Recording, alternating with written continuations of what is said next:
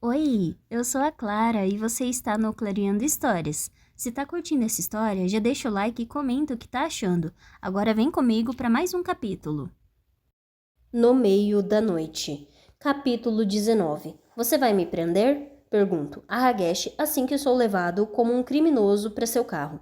Eu poderia, responde ele. Eu provavelmente deveria.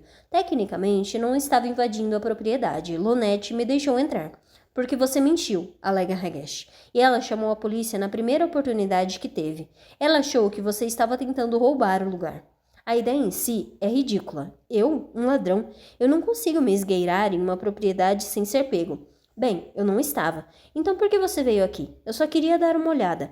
Hagesh detecta a mentira. Não que seja necessário ter as habilidades de um detetive para isso. É óbvio que eu estava tramando alguma coisa. Em que? Pergunta ele. Não sei, porque Billy não me contou. Como duvido que Hagesh acredite nisso, escolho uma resposta mais lógica. Eu queria ver se achava algum indício de que o Instituto Hawthorne teve algo a ver com a morte do Billy. Já falamos sobre isso, Ethan. Provavelmente não existe nenhuma ligação, é o que todo mundo diz. Mas como vou acreditar se ninguém me conta o que acontecia aqui? Embora você saiba pelo menos um pouco. Hagesh liga o carro. Não tenho ideia do que você está falando, afirma ele. Você trabalhou como voluntário no Instituto em 1992. Entrego, gesticulando para além do para-brisa na direção da mansão de pedra diante de nós. Você e o Johnny. Como você sabe? Indaga Hagesh, irritado ou impressionado com a minha descoberta, não sei dizer. Digamos apenas que eu tenho feito umas pesquisas, então o que eu acho é o seguinte: vamos parar com esse papo furado e contar um ao outro o que sabemos. Hagesh pondera sobre a proposta enquanto dirige para longe da mansão Hawthorne e desce por uma saída estreita. Mais à frente está o muro de pedra e, para minha alegria, um portão aberto. Pelo menos acertei uma coisa hoje. Tá bem, combinado, concorda Hagesh, assim que passamos pelo portão. Vamos colocar todas as cartas na mesa, trocar figurinhas. Toma lá da cá. Porque você tem tanta certeza de que o assassinato de Billy tem alguma ligação com o Instituto Hawthorne? Porque ele foi encontrado lá. E eu já disse que, se alguém está tentando se livrar de um corpo, o lugar é tão bom quanto qualquer outro. Mas nós estávamos lá naquele dia. Argumento, embora Hagesh não precise ser lembrado, e Billy passou mais tempo do que o restante de nós na propriedade. Ele mencionou o que aconteceu lá? Não, respondo, ainda envergonhado demais para contar a Hagesh sobre a discussão que tivemos na barraca naquela noite e como eu queria poder retirar cada palavra que disse. Se Billy tivesse revelado algum detalhe sobre o que aconteceu horas antes naquele dia, eu compartilharia, mas ele não me contou nada. A única coisa que deixou claro foi como se sentiu traído. Certo, diz Hagesh. Sua vez. Pode me perguntar qualquer coisa. Eu nem sei por onde começar. Há tantas perguntas que quero que sejam respondidas. Por fim, opto por uma que me incomoda desde que Hagesh nos informou que os restos mortais de Billy foram encontrados. Na outra noite, você disse que sabia que a morte de Billy não foi um acidente porque há evidências de crime. Que tipo de evidências? Havia fratura nas costelas e no crânio. Com base nesses danos causados por força bruta, o antropólogo forense acha que é provável que ele tenha morrido de traumatismo contundente no peito e na cabeça. Hagesh faz uma pausa para ver se estou bem. Estou longe disso. O carro inteiro parece tremer, como se tivesse acabado de ser atingido na traseira, embora não haja outro veículo por perto. Ainda que seja possível que os ferimentos dele tenham sido causados por uma queda, essa hipótese é improvável, continua Hagesh. Por quê? Mergulhadores encontraram um pedaço de tecido na lama com os restos mortais de Billy, como se ele tivesse sido enrolado em um cobertor ou algo assim, antes de ser jogado no topo da cachoeira. Sinto outro tremor, pior do que o primeiro, porque agora duvido que a morte de Billy tenha sido rápida e indolor. Provavelmente foi o oposto, o que me deixa sem palavras por um instante. Hagesh me lança um olhar compadecido. Você se arrepende de ter perguntado? Sim e não. Porque, a meu ver, a natureza provável do assassinato de Billy elimina muitos suspeitos, incluindo os moradores de Herlock Circle. Não, Eu não esqueci a teoria da detetive Cassandra Palmer sobre Billy não ter gritado ou pedido ajuda. Eu simplesmente continuo discordando dela, pois não consigo imaginar que alguém que conhecia Billy faria isso com ele, o que significa que seu assassino não morava na nossa rua. Me conte o que você sabe sobre o Instituto Hawthorne, peço. Não tenho muito o que contar, fiquei lá por exatamente 1 hora. Só isso? Mas você era voluntário. Eu estava mais para cobaia, explica Ragesh. Foi Johnny quem nos inscreveu. Ele disse que queria ver como era o lugar. E como era? Praticamente a mesma coisa que é agora. Muito antigo, muito abafado, um monte de caras de ternos escuros sentados lendo.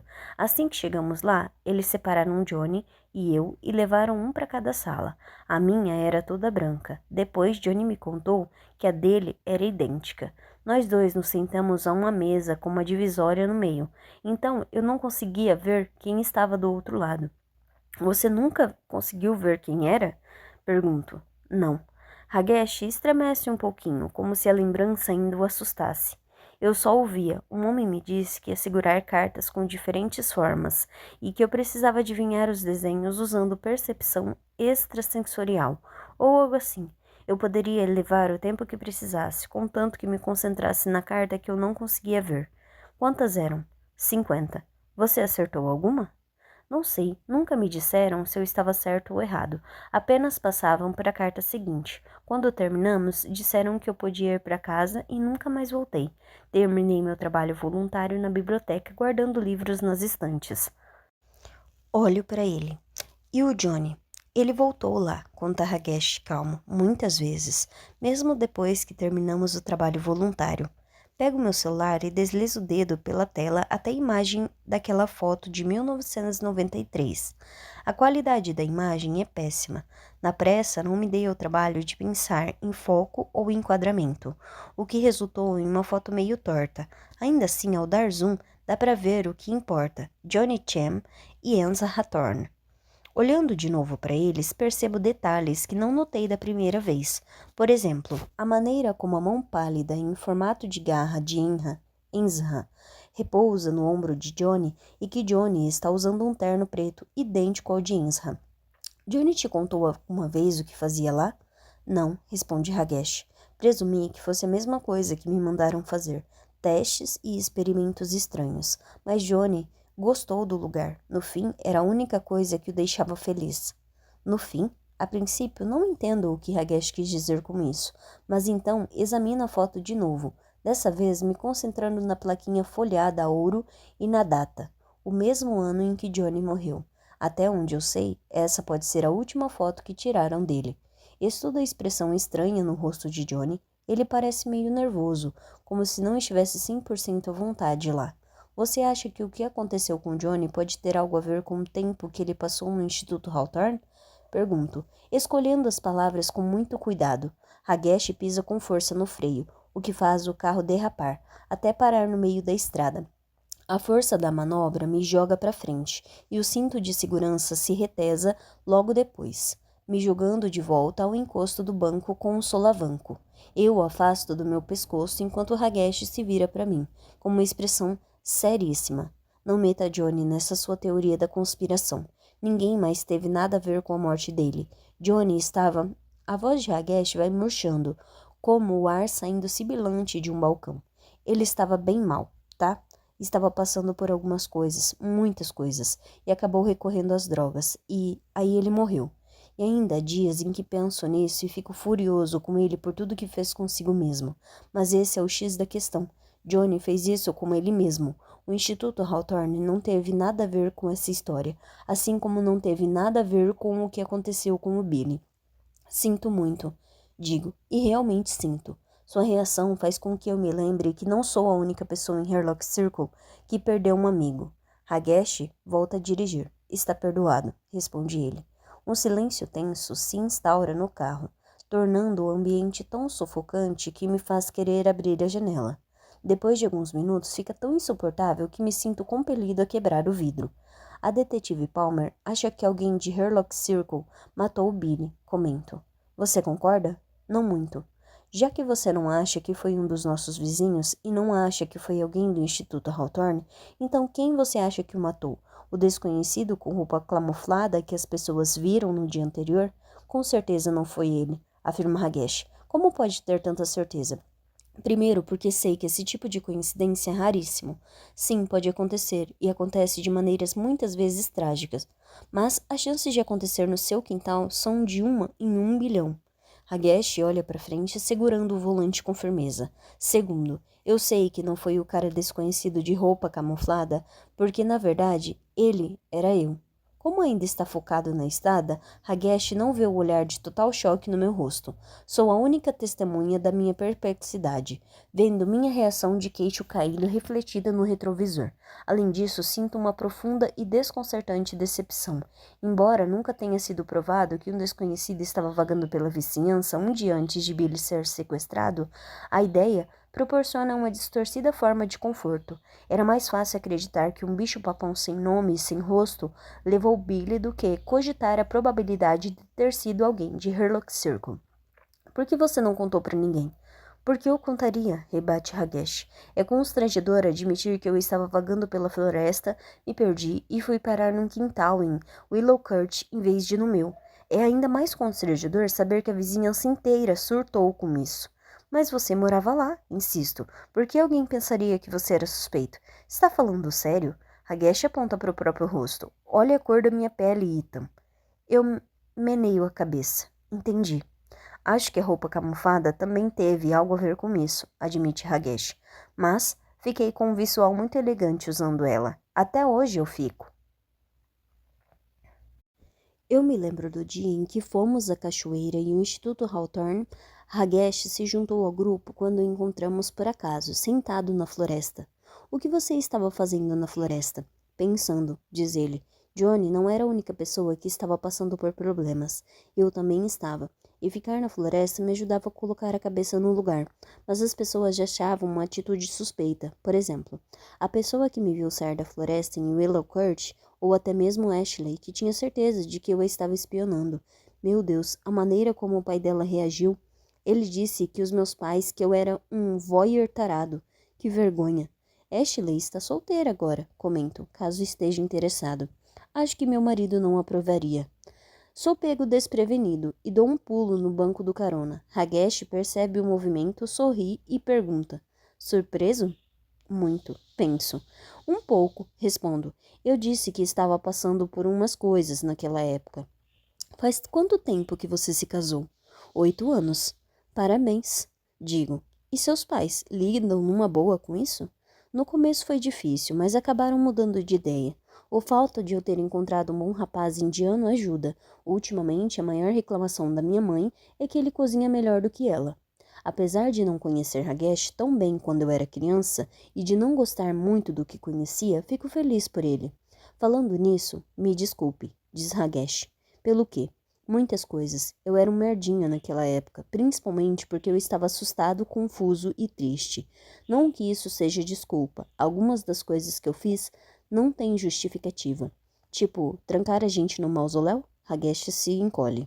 É, tipo isso. Só para deixar claro, não é minha culpa que o trinco tenha travado, mas principalmente eu sinto muito por não ter tentado, sei lá, ajudar você naquela época. Não havia nada que você pudesse ter feito. Eu poderia ter sido mais legal, afirma Hagesh. Eu deveria, no mínimo, ter falado com você ou tentado te proteger.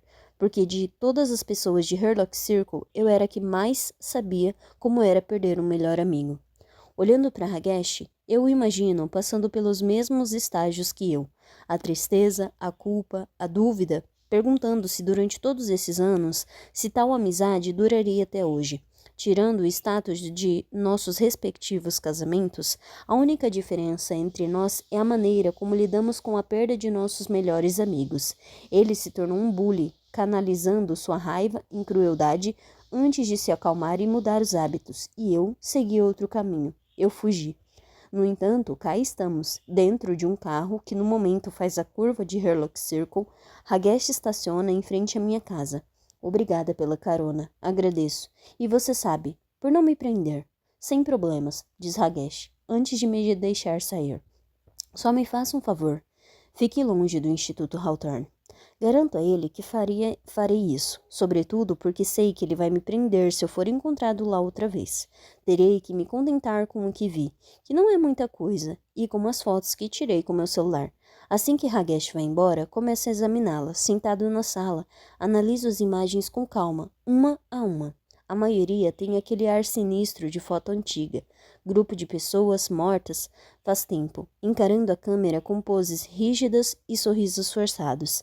Não que os indivíduos que frequentavam o Instituto Hawthorne sorrissem com frequência. Eram homens sisudos e suas expressões tristes combinavam com sua personalidade. O saldo disso é que nenhum rosto se destaca, nem o de Ian Hawthorne. Não passam de borrões pálidos. Os homens retratados em, digamos, 1942 parecem os mesmos que estampam as fotos tiradas 40 anos depois.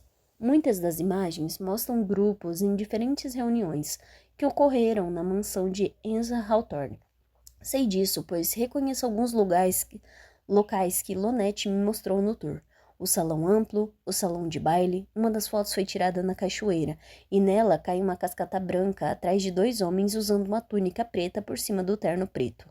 Esses ternos, a propósito, são onipresentes. Todo mundo, em todas as fotos, veste um. E isso não é tão esquisito nos registros dos anos 1940 e 1950. Naquela época, ternos eram um traje comum, usados em todos os lugares e ocasiões, da mesa de jantar ao cinema. É somente nas fotos das décadas de 1980 e 1990 que começa a ficar estranho. Nesse período, as regras da moda tinham mudado a ponto de os homens só usarem ternos pretos em funerais. De todas as fotos, apenas duas são incomuns, o suficiente para justificar uma atuação especial, atenção especial. Uma, é claro, é tirada na cachoeira, sobretudo por causa das túnicas pretas, com capuz e corda, em vez de cintos na cintura. São inegavelmente sinistras. Talvez o Instituto Hawthorne fosse uma seita ocultista. A única coisa que me impede de comprar totalmente a ideia é que eu duvido que uma seita ocultista conseguisse passar despercebida aqui, por mais endinheirados que os membros fossem. Em outros estados, com certeza, mas não em Nova Jersey, ainda mais neste parte do estado, com sua rica história colonial e todas as armadilhas episcopais que vêm com ela. Outra razão pela qual não acredito totalmente nesse lance de seita ocultista é que nenhuma outra foto retrata algo próximo disso. A segunda imagem que chama minha atenção é por outro motivo. Tirada em 1969, ela mostra Enza Hawthorne e três homens. Estão sentados a uma mesa, ao redor de uma bola de cristal. Juro por Deus. Enza está de boca aberta, dizendo alguma coisa e olhando para o teto, como se estivesse se dirigindo a alguém pairando lá. Observando a imagem, só consigo pensar em Billy. Eles falam com fantasmas. Será que é isso que está acontecendo nessa foto? Se for, como é que Billy sabia? E esse é o motivo que o levou a insistir em ir até o instituto 2 dias seguidos, uma vez sozinho e outra com um grupo? Curioso. Passo pelas fotos restantes, diminuindo o ritmo quando chego àquela em que Johnny Chan aparece. A fotografia seguinte foi tirada em 1994, o mesmo ano em que Billy foi morto. Não espero que ela me mostre nada sobre sua morte. Estou interessado apenas em ver o que podia estar acontecendo naquela época. A foto acaba sendo meio parecida com as outras, uma imagem de grupo tirada no hall de entrada. A grande diferença é que, em vez de haver apenas homens de terno preto, duas mulheres juntaram-se ao grupo, trazendo consigo toques de cor muito necessários. Dou zoom nas mulheres, começando pela da esquerda. Ela deveria ter uns 50 anos e ostenta um ar atrevido, que é evidente até por foto. Quando volto minha atenção para a mulher da direita, meu coração para de bater. Vê-la é tão desorientador que tenho a sensação de que caí, atravessei o chão e agora estou despencando o porão adentro. Uma queda livre, tão vertiginosa que acho que vou desmaiar. Eu sei quem é essa mulher, assim como sei que ela ainda está viva. O que não consigo entender é o que ela está fazendo no Instituto Hawthorne, principalmente porque a mulher é a minha mãe. Sexta-feira, 15 de julho de 1994, 14h50. Joyce continua sentada à ilha da cozinha muito depois que Ashley se foi. No início da tarde, ela não consegue deixar de se sentir tola. Que tipo de mulher adulta se confidencia com a vizinha adolescente? E ainda por cima chorando. Não é de se esperar que Ashley tenha se oferecido para cuidar de Ethan de graça. Ela deveria querer ficar o mais longe possível de Joyce, e Joyce não pode culpá-la. Se estivesse no lugar de Ashley, teria feito a mesma coisa. Assim que se vê sozinha, Joyce examina a cozinha e se volta ao ar devagar. E solta o ar devagar. Parece que é aqui que ela está destinada a estar. Sua mãe certamente pensava assim. Ela era da geração que acreditava que o lugar de uma mulher é em casa. Então era lá que ela ficava. Joyce se lembrava de ser bem pequena e ver a mãe trabalhar o dia todo, limpando e lavando, passando e cozinhando. A labuta parecia não ter fim. Como todas as mães do bairro faziam a mesma coisa, Joyce cresceu sem saber que havia outras opções, mesmo depois de ir para a faculdade, que na concepção dela era apenas um lugar onde as mulheres faziam amigos e conheciam seu futuro marido. Joyce fez ambas as coisas. Entrou para uma irmandade e em sua primeira festa conheceu um lindo veterano chamado Fred Marsh. Quando ficaram noivos no fim do primeiro ano, parecia não haver mais necessidade de continuar estudando. Então Joyce abandonou a universidade e acabou fazendo a mesma coisa que sua mãe. Por um tempo, ela ficava alegre em cuidar da família. Tinha orgulho de levar Ethan de carro para a escola, assistir às peças bobas de teatro em que o filho tinha uma única fala, passar uma noite inteira fazendo fornadas de cupcakes para o dia de venda de bolos da escola. Não, ela não estava gerenciando a empresa ou curando doentes, ou exercendo um dos milhões de trabalhos que as mulheres fazem todos os dias. No entanto, ela aprendeu, observando sua mãe, que a domesticidade era importante, tinha relevância. Sem as donas de casa, quem comandaria a associação de pais e professores? Quem se voluntariaria para acompanhar as crianças no passeio da escola? Ou quem levaria hordas de crianças de uma atividade extracurricular para outra? Resumindo, quem manteria tudo fluindo daquele jeito que parece fácil, mas na verdade é exaustivo? Certamente não os homens, pensou Joyce, mas ela não estava preparada para a sensação de solidão entre uma tarefa e outra. Joyce gostaria que a mãe a tivesse alertado quanto a isso. As longas e silenciosas horas em que ela não era necessária. Eram nessas ocasiões em que Joyce começava a pensar que talvez quisesse mais da vida. Não uma casa maior, uma cozinha mais equipada ou um carro melhor. Ela estava feliz com o que tinha e era grata por tudo. O que Joyce queria era uma sensação de realização fora da esfera de sua casa e de sua família. Queria um propósito além das necessidades do marido e do filho. Então, depois de conversar sobre isso com Fred, ela aceitou o primeiro emprego que conseguiu encontrar, no Instituto Hawthorne. Antes de começar lá, ela conhecia vagamente o lugar. A esposa de um dos colegas de trabalho de Fred lhe disse que era cheio de malucos que faziam coisas como encarar animais e tentar ler a mente deles. Ela garantiu a Joyce que era tudo totalmente inofensivo, apenas esquisito. Mesmo assim, Joyce aceitou o emprego, um trabalho de secretária sem muita importância, assistente de um assistente. Mas ela gostava. Ela gostava de como o escritório cheirava a café fresco pela manhã e de como ela e Marge, a assistente sênior, às vezes almoçavam ao ar livre, perto da cachoeira, contemplando a água que caía no lago. Joyce gostava do silêncio estudioso do lugar. Era como trabalhar em uma biblioteca. Sim, havia uma estranheza, começando pelo fato de que todos, exceto ela e Marge, usavam ternos pretos. Joyce presumiu que era para imitar Asa Hawthorne, que apesar de ser o fundador e financiador do instituto, se escondia. Ela o via apenas 3 vezes. A primeira foi no primeiro dia dela lá, quando ela o recebeu. A segunda foi uma semana depois, quando tiraram uma foto em grupo no amplo hall de entrada. A terceira vez foi quando deu tudo errado. Tecnicamente, Joyce prestava contas a Marge, que se reportava ao chefe, que tinha contato direto com o Sr. Hawthorne. Quando Joyce notava algo estranho, sabia que não deveria perguntar. Foi a primeira instrução que Marge lhe deu. Não faça perguntas, só abaixe a cabeça, faça o que precisa ser feito e ignore todo o resto. Ainda assim, Joyce não conseguia evitar a curiosidade pelos estranhos símbolos tatuados em um visitante para o qual pediram que ela buscasse café. Ou pela música bizarra que ela ouvia de vez em quando vinda do segundo andar, ou em relação à tarde que ela passou transcrevendo testes de Rorschach realizados em pessoas com deficiência visual. Por que fazer isso? Perguntou ela a Marge. É um desperdício de tempo e de recursos. O Sr. Hawthorne tem todo o dinheiro do mundo, respondeu Marge. Se ele quisesse desperdiçá-lo com essa bobagem, que fique à vontade, contanto que me pague. e ele pagava. O salário de Joyce era quase o dobro do que era oferecido aos outros cargos de assistente nas empresas farmacêuticas da região. Só isso já compensava a estranheza. Joyce gostava de ter o próprio dinheiro, o dinheiro que vinha por mérito dela. Fred e ela tinham uma conta conjunta, que ela podia usar quando quisesse, para o que quisesse. No entanto, ela sempre achou estranho comprar presentes de Natal ou de aniversário para o marido com o dinheiro dele. Então, a primeira coisa que Joyce comprou com o seu dinheiro foi um relógio para o marido como presente de aniversário que seria no dia 18. A ironia da história é que isso acabou como resultado na demissão dela. Para não correr o risco de Fred encontrar o relógio em casa, ela o guardou na primeira gaveta de sua mesa no trabalho.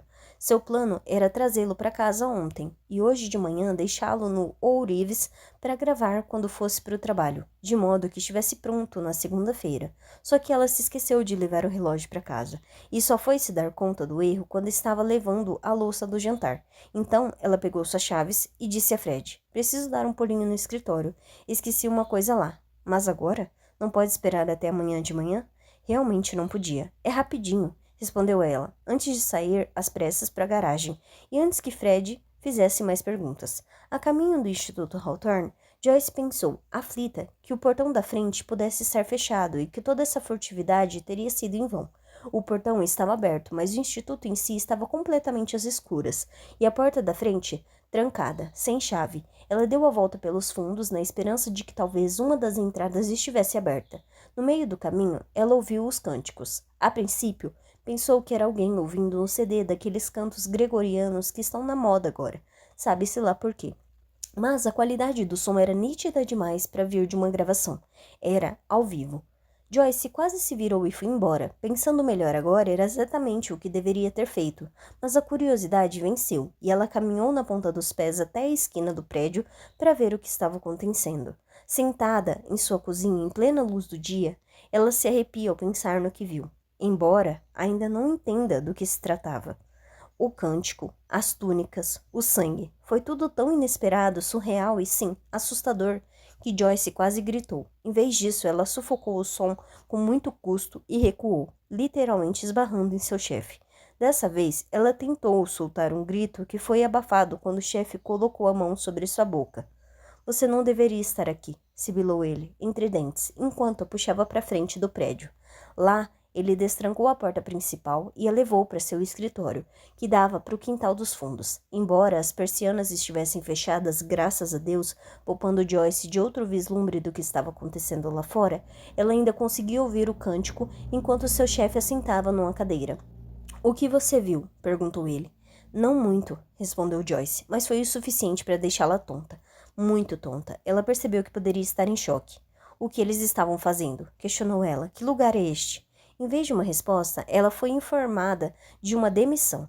Agora, 18 horas depois, Joyce está sentada em sua cozinha com a qual está tão familiarizada, ainda sem conseguir compreender o que testemunhou. Não tem respostas, já é muito ruim, mas o pior é que ela não ter permissão para contar a ninguém sobre o episódio, nem ao marido. Seu chefe tomou providências quanto a isso quando a forçou a assinar aquele papel antes de escoltá-la para fora do prédio. Joyce se lembra de ter olhado para a folha de papel, tentando ler rapidamente todas aquelas letras miúdas, confusa com tudo. "O que é isso?" perguntou ela, franzindo a testa para o documento. "Um termo de confidencialidade e sigilo. Resumindo, significa que você não pode contar a ninguém nenhuma palavra sequer do que viu hoje à noite." "Nem pro Fred?" "Não", disse o chefe, "nem pro seu marido." Aquilo lhe pareceu meio exagerado. Como ela iria contar a alguém qualquer coisa que nem entendeu o que viu? E Joyce hesitou, com medo de fazer a pergunta que estava atormentando. "O que vai acontecer comigo se eu contar a alguém?" "O Sr. Hawthorne vai processar você." "Ele pode fazer isso?" O chefe abriu um sorriso nada amigável. "O Sr. Hawthorne tem dinheiro suficiente para fazer o que bem entender. Se quiser processar você, ele fará isso. E vai fazer de tudo para ganhar. Ele tem advogados que sabem proteger os segredos dele muito bem." Depois disso, Joyce não tinha mais perguntas. Com a mão trêmula, ela assinou o papel que garantiu uma vida inteira de silêncio. Foi até seu escritório e juntou suas coisas em 2 tempos, incluindo o relógio idiota que havia comprado para Fred. Pensar nisso agora lhe deu vontade de começar a chorar de novo, sobretudo porque ela sabe que nunca dará o presente ao marido.